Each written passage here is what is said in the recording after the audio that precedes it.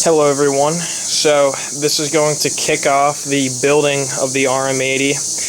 As you can see, I have assembled the chassis as a roller at the moment. So what I did from last video is first I scraped all the plastics with a razor blade, got all the sun damage off, and then used a heat gun to heat it up and kind of get the sun damage out a little bit more. It looked way better before I greased this head bearing and got grease all over everything, which was just kind of dumb. But they look good. I'll probably clean them off again before I ride it, but that's not a big concern right now. Bled both the brakes. Used a wire wheel on my drill and just got the rust out of everything. If you look back at the old video, this was rusty just all over this. It's clean now. I also greased the wheel bearings. I didn't take them off. I was in a rush, so I didn't even take them off, but I greased them. They're a little bit better. I think the main problem is the rotors have a little bit of rust on them, but they spin way better now, and I mean, so does this. So, and then moving on to the engine. So first of all, I took the cylinder, took the power valves out. Then you guys will remember the cylinder was rusty in the first video, so I took some Marvel Mystery Oil, which is right here, and then I took some Brillo pads and just scrubbed the cylinder, and it got all of the rust off. Like, so it's ready to go. Cylinder's ready to go. It still has the honing marks from, I guess, when this was new, because I'm pretty sure this was a new cylinder, newly re-sleeved or something. I mean, it didn't look like it had been used before. It still had very fresh honing marks. And then I just put the transmission into the cases. I just took everything apart, cleaned the rust out of everything. So everything's pretty clean now. And then I also put in new bottom end bearings. So this is a Pro X top end set, which consists of Koyo crankshaft bearings and Pro X seals. And then I also have a Pro X piston, wrist pin, and everything. I gotta wipe this off because of the humidity. So yeah, and I'm just gathering all the parts. I'm still waiting on a few parts to come in. I have a big Partzilla order coming with just like small little washers and bolts and stuff, but I have all of the assembly instructions printed out, which I highly recommend you do if you ever do a project like this. It's free. Just go on Partzilla, Motorsport, Bike Band. I mean, pretty much any site that you go on, mainstream motorcycle parts site, will have this type of stuff. So, and then I will start working on the bike now, and I will just keep picking up the camera when I make progress. So, yeah. All right. So I just installed the transmission, and then I put the cases together and bolted them together just to make sure that it was installed properly. And as you can see, when I turn the counter shaft, the transmission spins, so it's in there properly. So what I'm going to do now is I'm going to take these case halves apart. I have my new crankshaft that I bought on eBay in the freezer inside. So what that does is I've had it in there for like 2 days. I mean, I meant to do it yesterday, but you really only need to put it in overnight. And what it does is it contracts all of the metal that composes the crankshaft, so that when you try to put it into these bearings, it just will slip right in because it's a smaller diameter. The shaft of the crankshaft on the ends of the crankshaft are smaller in diameter than they usually would, so it should just fit right in. So I will pick up the camera after I put the crankshaft in. Alright, well, crank is in. It's properly installed now, and then I bolted the cases together, so that's awesome. It's still a little cold. I mean, you can see it's the crankshaft itself is like 65 degrees when the rest of the case is high 70s. So anyway, got the crankshaft in. Might be all I'm doing tonight because I have some other stuff that's non-motorcycle related to get done tonight. But got all my parts coming in the next few days. Everything's kind of just scattered around the bench, but I know where everything is, trust me. So next step will be the power valves, and then the clutch, and then, you know, just putting everything together. I'll just put everything together as I feel seems fit. So anyway, yeah, on to more progress. So I just put the top end along with the power valves in yesterday. As you can see, they're right there. And so right now the problem that I'm tackling is that there is a bolt stuck in my stator holder. And so I am now going to have to drill this out before I can put the stator back in. And then after that, I'm just waiting on parts from Partzilla, which are coming in a few days. So anyway, I'll get this bolt out, and then I'll probably install the head, and then maybe some aspects of the clutch side, even though I don't have the parts I need yet. And so you can see the piston operation here. So yeah, the cylinder looks so much better after I took the rust off with Marvel Mystery Oil. So that's how that functions. Alright, so quick update.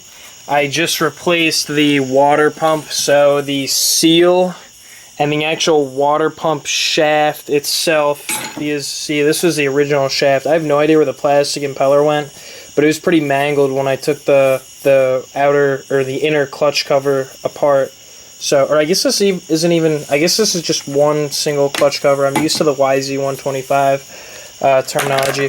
So anyway, replace that. I don't need that anyway. So, and then I got a bunch of parts in. I got the stator holder because I stripped it out being an idiot. I got a full Moose Racing carburetor rebuild kit, which I will put on after I get the engine together.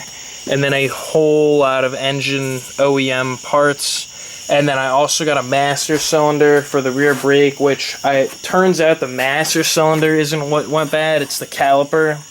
So, whatever, maybe I'll sell it or just have an extra master cylinder laying around. So anyway, I'm going to finish putting this engine together, and then I'll start on the carb and the stator. So here we go. So I figured I might as well just take you guys through the steps I'm taking since I have so little to do on this project. So first of all, I'm going to replace all of these 4 head base bolts since they're getting a little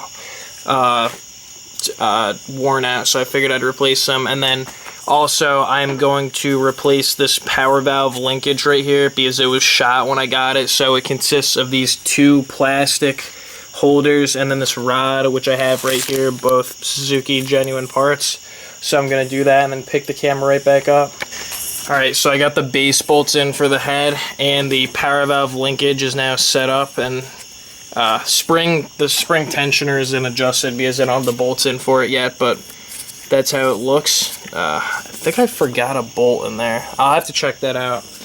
But anyway, so now I'm going to put these clutch plates in. I'm going to do a few miscellaneous things right now since I don't have all the parts ready at the moment. So, because I need the bolts for this. I forgot to order the bolts for this clutch basket, but I'm just going to buy them from the hardware store tomorrow. So I actually think right now I'm just going to put the clutch plates in and let them sit, and then I'm going to work on this carburetor. And then I'm just going to do a few other small, odd things, like I'm going to, first of all, put this carburetor back together. I have the block right here, and then I'm going to replace this ignition coil. I'm going to take the tank off and everything, and then while I have the tank off, I'm also going to rebuild this petcock, because all it is it's a little rubber grommet and a spring, which I have right here.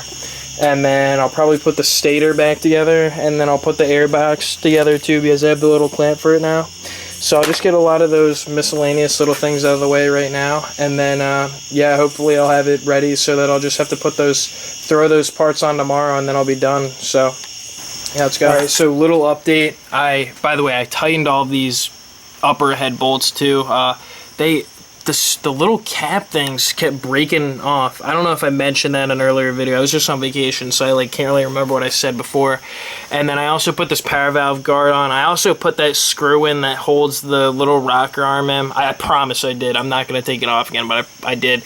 And then I had these little screws from a leaf blower I took apart a long time ago. So I put those on because these original ones were just kind of shot.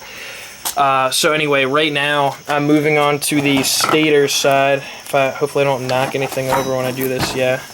And so as you can see, the flywheel is on right now. I'm going to take that off, and I'm actually going to mount the stator because as you can see, this original stator plate, I broke a bolt off into it And then to top that off, I drilled through it and used a drill extractor bolt, which also snapped off into it.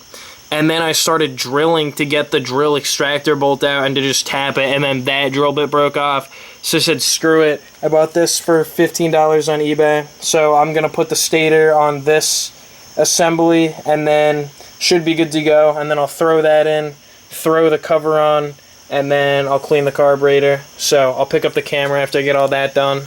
So, alright, anyway, well, now the engine is fully built. I also put the Kickstarter on. It had some brown stuff on it. I'm guessing it's just sludge from the exhaust because it was probably jetted really rich before. So, took the wire wheel over it, and it looks pretty good now. And then, yeah, it's just the rest of the engine. Looks pretty good. So, I think I'm about to clean the reeds and the carburetor and then throw this in, and hopefully it starts. So, here we go. I just want to test out the clutch actuator and the transmission just to make sure they work before I put it back in. So what I'm going to do is I'm going to take a rag in this hand, and then I connected a vice grip to the clutch actuator pin that's on the clutch cover in this hand. And I'm just going to try to spin the sprocket on the counter shaft, and as you can see, it doesn't spin when the it runs into the gear and then doesn't spin at all in gear. But then when I pull this lever and spin the sprocket, it works. So that's how you know that it's put together correctly. And before I get the engine together, I might as well get the carb and the reeds clean before I put them back in as well with the engine. So I've just disassembled the carburetor and the reed cage, and I've cleaned the reeds. I think I need to spray something on them because I don't know if you can see that, but there's a film, and then there's the cage, and then now I'm about to take apart the carb and reassemble it with this Moose carburetor rebuild kit. It has new jets and gaskets and everything, so there it is before. So I've got a little bit more of the bike assembled. I have the fatty pipe and the silencer installed. So right now, actually, what I'm going to do is this is going to be the moment of truth to see if I'm going to have to spend any more money on this thing. Oops, almost fell. And that is going to be testing the stator. So I have the spark plug connected to the ignition coil and then touching the head. So we're going to see if it sparks. Now I'm going to kick the engine over at the kicker, and we're going to see. So let's look at the electrode. Oh, awesome. Alright. Oops. It's so hard doing this with one hand. Alright, yeah, so I don't know if you can see that with my crappy camera angle, but there is spark.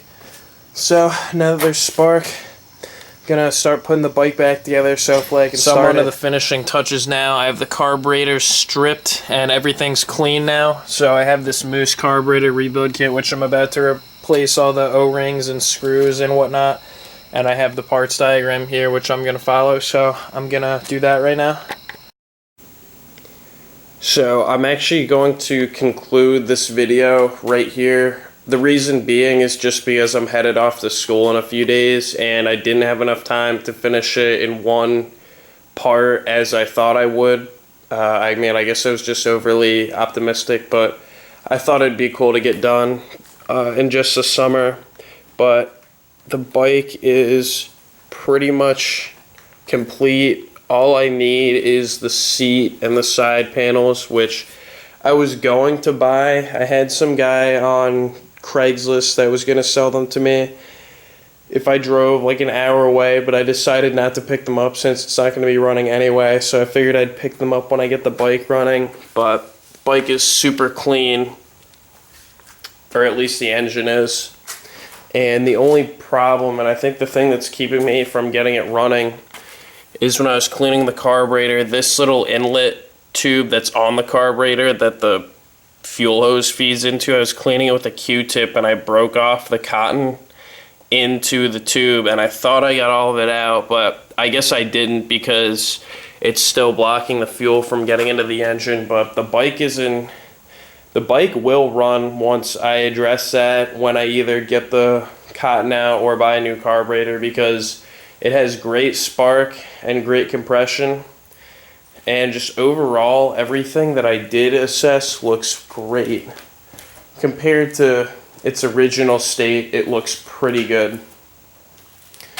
So anyway, leave you guys with that. I'll do one more walk around. And I'm actually not even sure if I showed the air filter yet, but the brand new air filter I put in is just so clean. The engine itself is really clean. Oh, and then also, I definitely didn't show this, the new radiator hoses. There's one going from the bottom of the radiator to the water pump. And it goes into the water pump right there. And then another one going from the cylinder head to the top of the radiator, which is right there. I don't know if you can really see it that well. So anyway, and one more thing about this bike actually. So I am convinced that it could be an RM100. I don't know if I referenced this in a previous cut in this video, but when I was rebuilding the engine, the piston just seems larger than regular 80s that I've worked on in the past. And also it has like the